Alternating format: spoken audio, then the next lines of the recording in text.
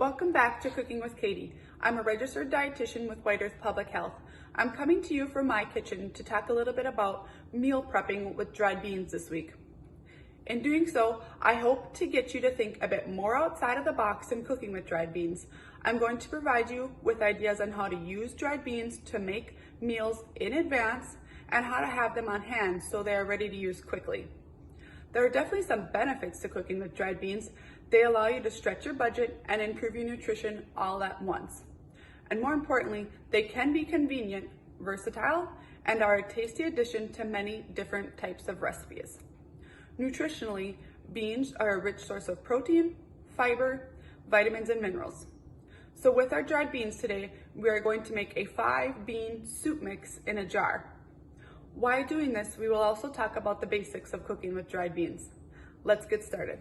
All right, so to prepare our dry bean soup mix, we'll first get our ingredients together. So we will use 3/4 cup pinto beans, 3/4 cup dried split green peas, and then I have 3/4 cup, these are some Great Northern white beans, but any combination of white beans would work as well. And then lastly, I am substituting today. I have 1.5 cups of a bean mixture because I was unable to find any red dried beans and some black beans. And you could use red kidney beans or red lentils, but so I still could get a combination of those beans in my soup. I just went ahead and substituted the soup mix or this blend of beans for my soup mix. Now you can certainly just like hold off and wait until you get those beans if you really want to use that certain type of beans, and then add it when you make it, or just add it to your jar once you get it. Or you can also go ahead and just use a can of beans when you're making it. The main difference in cooking with your dried beans versus canned beans is that canned beans have some added sodium and dried beans have no sodium. So you can also, to help get rid of that extra sodium before you use your canned beans, that's why we always talk about rinsing them before you add them to your dish. So just some really simple way to prepare this. So what I'm gonna do is I'm just gonna take each of my beans and just simply pour them into my jar. So I'm just gonna start with my pinto beans. And like I said, this is 3/4 cup.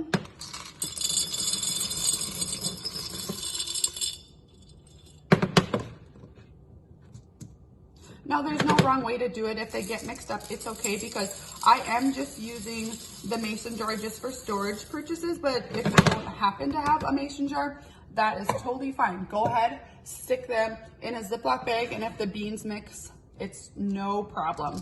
So while I'm pouring these too, just a reminder about a good reason why we do want to include beans in our diet. It's because they are a very good source of protein. They're a complex carbohydrate, a great source of fiber. They are also rich in your antioxidants, vitamins, and minerals, and they contribute to our heart health, good blood sugar control, and weight management. So when we're meal planning, those are just a few good reasons to consider why adding beans into our diet on a regular basis would be beneficial to us. Also, as we've talked about in the past, a good reason to vary our protein. So this is another way to add another protein source in instead of just sticking with our meats. So there, isn't that fun looking? Like I said, if it gets mixed up, it doesn't come together as well, that's fine, because they're all just gonna get mixed together in the end. So there we go, we have our beans all set in our jar. All right, so our next step is to make our seasoning packet for our soup. So when we prepare our soup, it's really just a dump and cook type of day.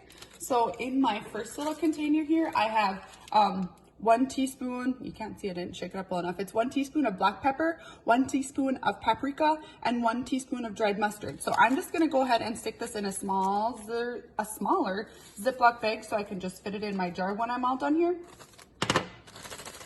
And then my next container has 2 teaspoons of minced onion, 2 teaspoons of salt, 2 teaspoons of garlic powder, and 2 teaspoons of oregano. So as well, I'm just gonna go ahead and add that to the rest of my spices. And my last little bit here is 1/2 teaspoon of rosemary and 1/2 teaspoon of basil. And to finish my seasoning packet, the last two things I'm gonna add, I'm gonna go ahead and put 2 bay leaves in there. And then I have 1 bouillon cube. Now, if you're looking to cut a little bit of sodium, you most certainly can hold off on the bouillon cube and go ahead and just add some perhaps homemade stock of your choice, whatever flavor works. And then, or buying some low sodium, you know, stock and adding it when you're cooking the beans. And just to do that, you know, just omit, I believe the recipe calls for 6 cups of water when you're making it. So just use 1 cup of your broth and then 5 cups of the water. So I'm just gonna go ahead and stick all of this right in here. So I'm gonna try to squeeze my bag in so I can get this to work.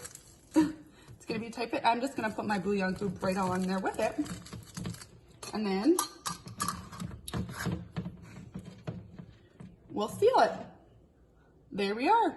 So the last step to making our bean soup mix is to go ahead and somehow make a label or some instructions for your jar. You can certainly write them on a piece of paper, you know, and tape them to the jar. What I went ahead and did today was I wrote on index paper and stuck a little rubber band through it, and I'm just gonna go ahead and string that around. Also, if it is for yourself, you can certainly, you know, just write the name of the soup on the jar and then have your recipe someplace else and then just pull it out when you need it. Or, you know, if you're giving it to a gift, it's nice to have it right there and ready to go.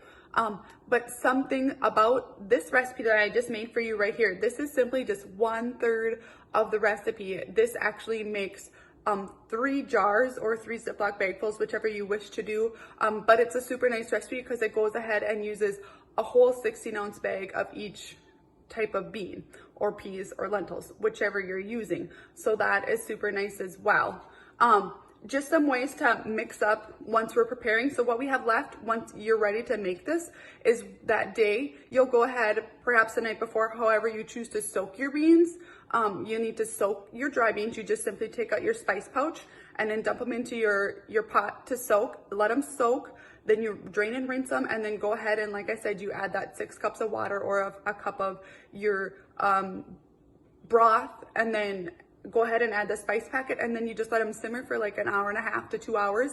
And you can go ahead and add a can of diced tomatoes. That's what the recipe calls for.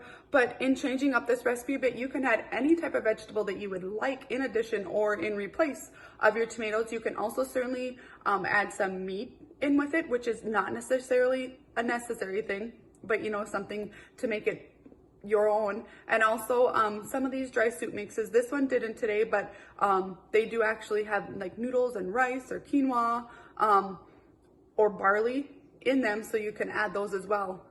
So just follow the recipe. But in looking for these, I did, you know, include some more recipes in my recipe packet, but make it your own and, you know, make it on what you're craving. So if you're looking for something spicy, you know, add some of those fun flavors in. But yeah, so this is ready to hit the pantry shelves until I'm ready to use it. Okay guys, so since we have our prepping step all done, let's talk a little bit about cooking our dried greens from here. And this could be about cooking with our dry bean soup mix that we made today, or any way that you plan to use your dried beans. So cooking with dried beans can take longer, or not can, it does take longer, sorry. And that's because you need to soak them. But if you do some simple planning, we can have them ready to go when you need them as well. So when we talk about soaking beans, there are 3 ways to do it. The first way is called the traditional way. And with that way, you pour your beans into a large pot, you fill it with cold water just over your beans to cover them, and then you go ahead and soak those beans for 8 hours or overnight. And then you go ahead, drain your beans and discard your soaked water. And then you just go ahead and rinse with some fresh, cool water, and then add the liquid that you would need to cook your beans. The second way is called your hot soak. And in this one, you place your beans in a pot again, add 10 cups of water for every 2 cups of your beans that you would have. Then you would place your pot on the stove, heat to your boiling, and then boil those beans for 2 to 3 minutes. At that time, you would then remove your beans from the heat, cover, and then let stand for 24 hours. Then again, you would just drain your beans, discard your soaked water, and rinse and fill with the water that your recipe would call for to continue cooking your beans. And lastly, The last way to do it is called a quick soak. And in this one, you place your beans in a large pot and add 6 cups of water for every 2 cups of beans. You bring that to a boil, and again, you boil that for additional 2 to 3 minutes, remove that from the heat, and you cover and let stand for 1 hour. Then you go ahead and drain your beans again and discard your soak water, and then rinse with some fresh cool water, and then continue on with your recipe or however you're gonna cook your beans. There's definitely some pros and cons to each method, but use whichever works best for you. Try them all and see what works best, what beans you like the best. Since I did go over those kind of quickly, they are all in this week's recipe booklet, so check those out when you're ready to cook with your dried beans. One way, like I said, to speed up so you have your beans ready when you need them, so you have them on hand, is definitely to pre-cook and pre-soak your beans on like a day off, over the weekend, on your meal prep day, whatever you might do. So go ahead, cook and soak like you would, and then you can have them ready in your fridge for the week to use as you're gonna use with any dish, or you can also go ahead and freeze them from that stage as well. So just do what works best for you to make sure you have beans on hand when you need them. The best part about beans, because remember, you can add them to virtually any dish, a casserole, soup, eggs, and many more. They add flavor, texture, and more nutrients. They can complement any dish. So however you use them, there's no wrong way to use them. And you can also, exchange your canned for your dried, or also pretty much beans are pretty neutral in flavor. So swapping out beans for beans, it will work. So just use what you have in your cupboard, let those creative juices flow, and see how you can use them. So as you wrap up today, I hope I've given you a few more ideas on ways that you can incorporate some dried beans into your meals, because they are very versatile, nutritionally rich, and budget friendly. So remember to check out whiteearth.com for today's recipe, along with more recipes and cooking tips for dried beans. Thanks for watching, happy cooking, and we'll see you next week.